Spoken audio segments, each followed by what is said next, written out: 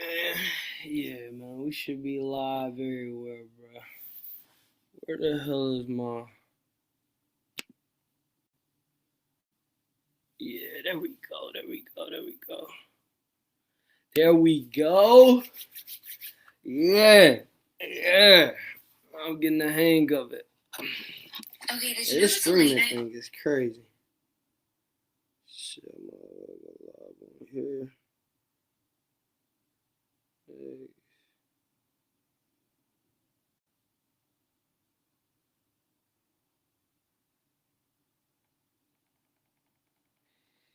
Oh, yes, question.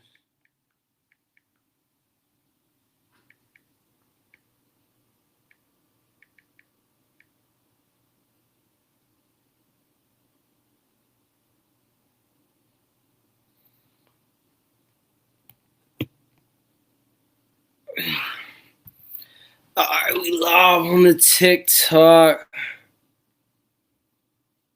Should be live on the. Oh wait, that. Hold on. Nah, don't tell me that. Oh, I'm tripping. Whoo, I thought that. Yo, man, hey, boy, King Trey back, man. Listen, y'all, this gonna be a quick stream. I ain't gonna lie, like I got a lot of stuff to do. It's been a busy week. Um, I'm gonna just tap y'all into what I'm gonna be doing now. Um, I've been practicing for the past 3 days, so I just been getting better, climbing in. So, all right, y'all. So, boom, this is gonna be called not decoding the real. I've been doing decoding the real on my podcast. Oh, I'm tripping. I'm tripping, man. First off, my name is King Trey, man. Obviously, I'm the host of Decoding Two Sides of the System. If you on YouTube, you know that. If you're on all other platforms, please tap in with me. Decoding Two Sides of the System. So, what I do is I got a mental health podcast, and I talk about the mental side of everything.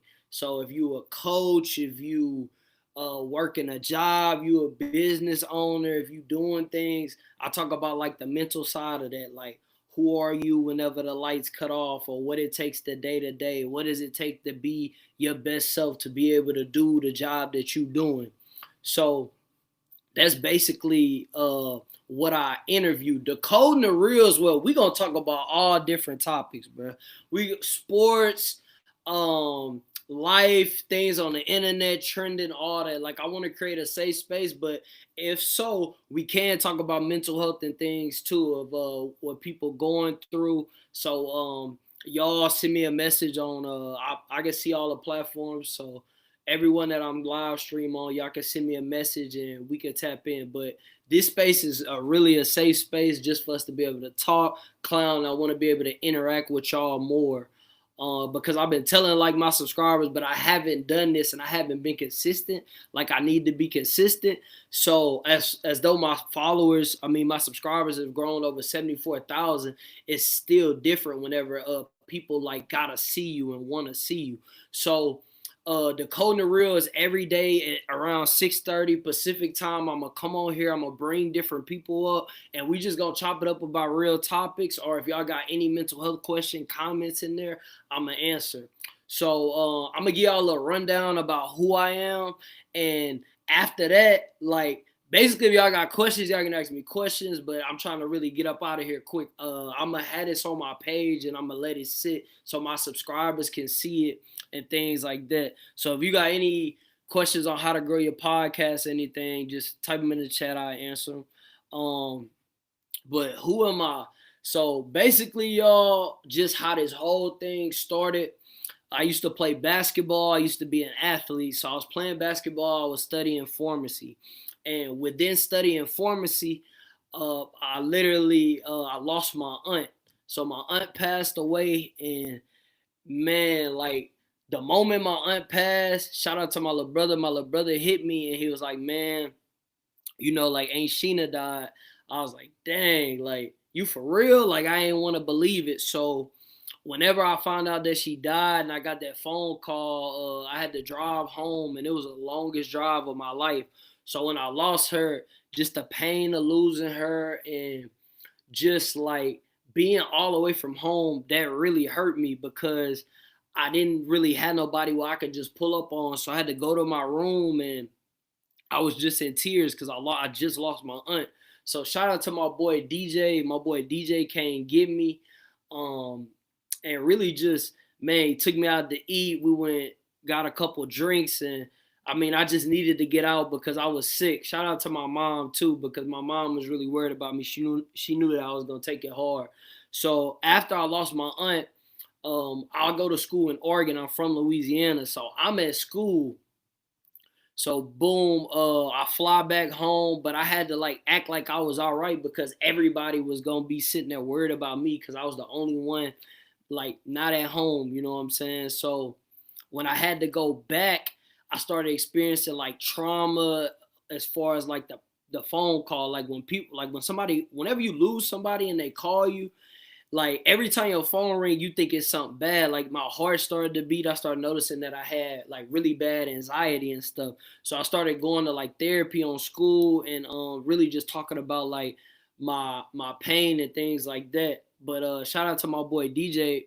He was already studying mental health. He's like, bro, you need to get into mental health, bro. I think you would be good at it. So once I really start going through everything, the only way that I can get out of what I was going through was to tap into my mental health. So as I started to learn mental health, I started to fall in love with it. So I changed my major from pharmacy to psychology. So once I started going into psychology, COVID year, I ended up graduating. I went through a whole bunch of well, I'm going a little too fast. So basically, at school, the school I was going to, I was going through a lot of like systematic racism and just things like things that I haven't really even talked about yet, as far as like just all the pain and the stuff I was going through. I went to like a 98% white school. That was that. Listen, if it wasn't for the education and basketball, I don't know where I'd be because I felt like I was in jail for real. On top of that, it was a Bible school, so I did not have a great experience there. But I met some good people that I can call my brothers. Shout out to my brothers. Shout out to DJ and Dimitri. I don't really rock with nobody else from there, but I mean it's all good. Yeah, man. But so I graduated from there, and COVID hit. And when COVID hit, I had an opportunity to go play overseas, or I could I like basically like stay here, but due to like travel and during that time, I was like, nah, I ain't really trying to go out the country. So I was like, you know what, forget it, man. I'm through with basketball. I'm tired of the beating on my body. And I had left home when I was like 18 years old. So I spent a lot of time away from my family just playing basketball, chasing my dreams and things like that. So once I made the shift to like really like put the basketball down, and then I started going to get my master's in psychology. But I ended up getting hurt at my job, and I couldn't finish my master's. So I'm laying in the bed. I get hit in my head. I got a very bad concussion. I can't look at my phone. Just everything going wrong. And bro, I went to the doctor, and the doctor was like, you know, like you almost died. Like if the so I got hit in the head with a pallet. So he was telling me like if the pallet like hit you on the other side of your head, like you might die. And I'm like, I died? Damn, like hold on, like so when he sent me home, it's like 3-4 weeks. I can't even look at my phone screen, nothing. So I'm literally like got the biggest concussion in the world. And I'm just laying there like tears coming down my eyes. I'm like, dang, like if I would have died, like if I would have died today, what have I done? I'm sitting here working jobs for people I don't really rock with. Like I'm sitting here doing everything I feel like that's right in my life, but it's wrong. Like I'm not chasing that. Like I could have died. So I just started decoding two sides of the system, which is my podcast.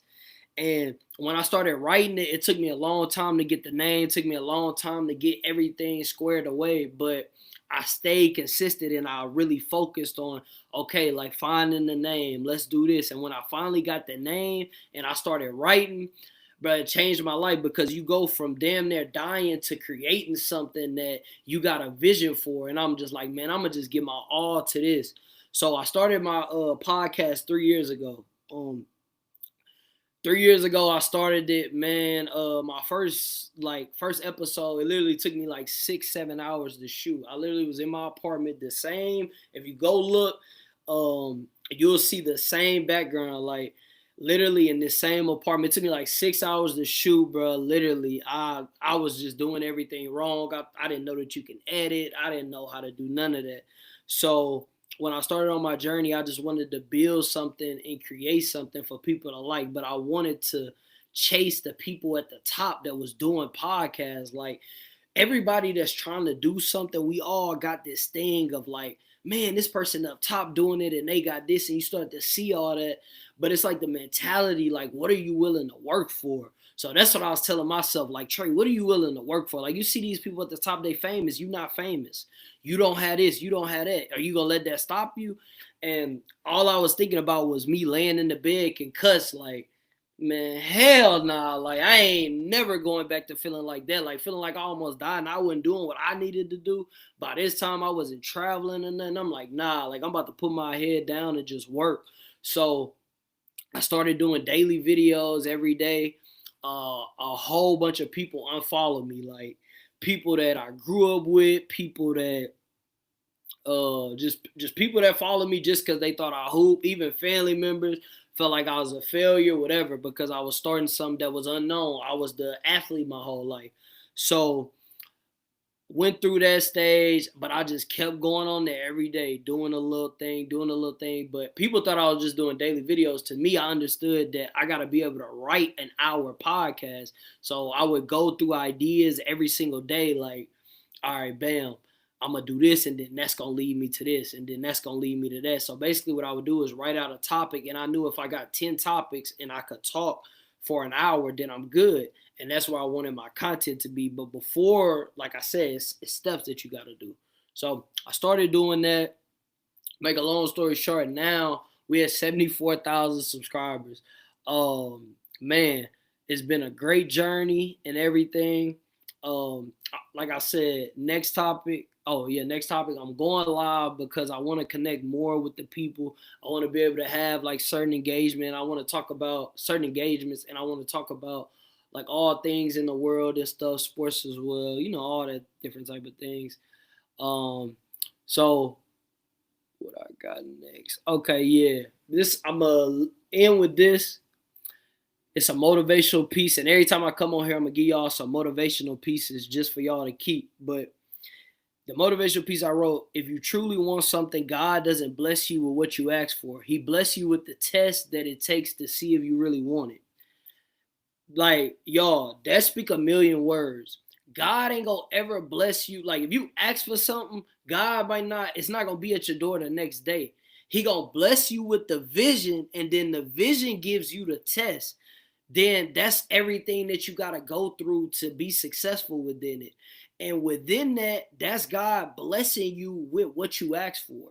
Because he can't just give it to you without giving you tests for you to achieve it. So like with me, my personal story is I wanted a podcast. I wanted a podcast where everybody like started to follow me. Like I created a base of people.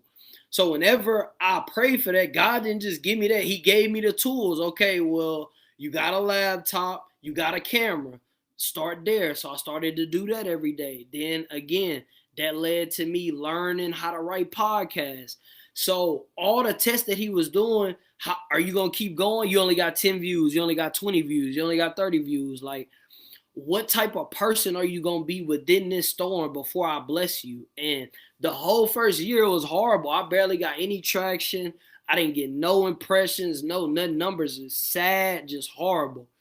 But year two, it started to get a little bit better, and I started to be able to learn how to just learn how to do podcasts better.